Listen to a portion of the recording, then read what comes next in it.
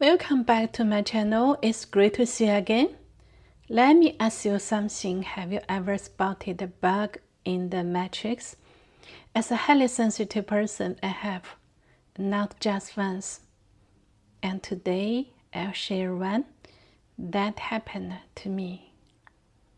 We were both 18, an age when life feels as fragile and radiant as a flower in bloom. I loved him, but he did not love me. His name was Lan Too Handsome, like someone who had stepped out of a film. No matter how carefully I dressed or tried to please him, he dismissed me with careless words. Around him I shrank, small and uncertain, like an ugly duckling hiding in the dust. Then I met Feng, his cousin. He sought me out quietly, behind Lan's back, only to offer comfort. "You're a good girl," he told me. "Lan's cruelty isn't your fault." From him, I learned the truth. Lan's heart had long belonged to another girl, Jing. She was sweet and pretty, and for a time, she and Lan lived in bliss, inseparable. But fate shifted when Jing appeared in a television drama, Dream of the Red. So, back in the 1980s, one of the biggest scenes to hit China was the 1987 TV version of Dream of the Red Chamber. This novel is a huge deal, basically China's Hamlet or Germany's Faust. For the very first time, they were turning it into a TV show in mainland China, and the casting was massive, a nationwide search, almost like a beauty pageant. Just landing a part was considered insanely lucky. And guess what? Jing actually got in, even though her role was tiny. But it was still an incredible stroke of luck she would never forget.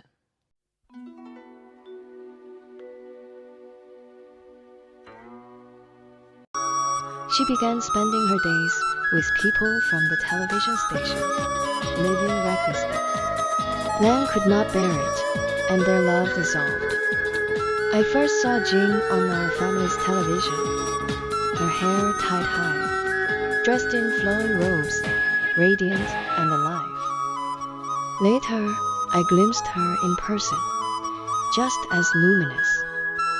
Yet, when the drama ended, she returned quietly to her old job as a salesgirl.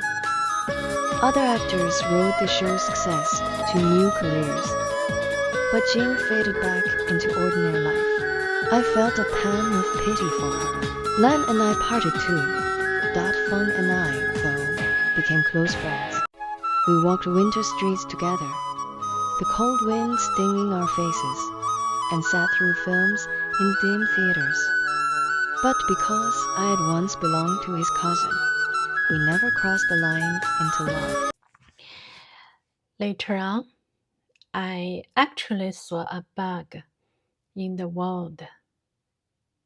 In those days, the late 1980s, few homes had telephones. We relied on the public phone in our neighborhood, tended by an old man who knew everyone's stories.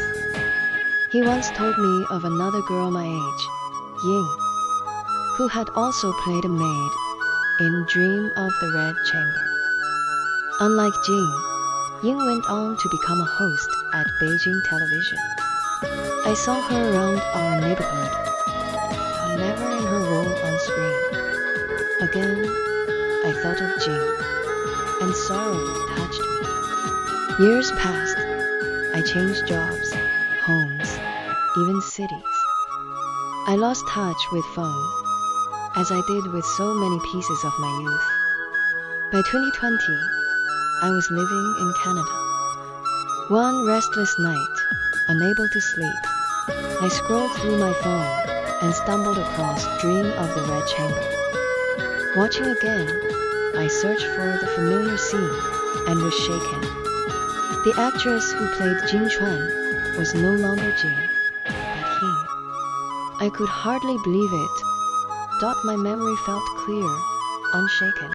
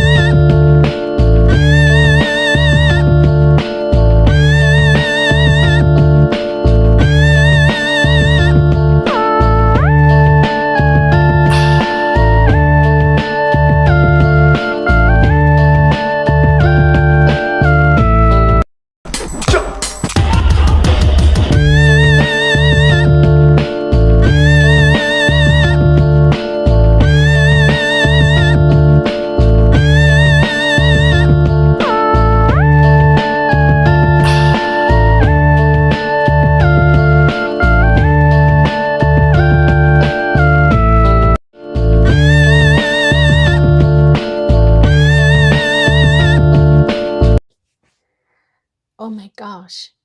And then it hit me. I couldn't believe what I was seeing. That face. It wasn't Jing. It was Ying, the maid. My heart skipped a beat. I remember seeing Jing on screen as the maid Jing Chuan, but now somehow it's Ying's face. So basically, it feels like two people played the same character. What I saw years ago was Jing, the same role, the same costume, the same hairstyle. Yet now, staring back at me is Ying. The actress who played Jing Chuan was no longer Jing, but he. I could hardly believe it. My memory felt clear, unshaken. If Jing had never been there, then had Lan and Feng never existed either? What of my tears for Lan, or those winter evenings walking beside Feng? Two girls, one room. One returned to an ordinary job. The other rose to the bright lights of television. Were they from different worlds? Or had fate misplaced their destinies? I still cannot say.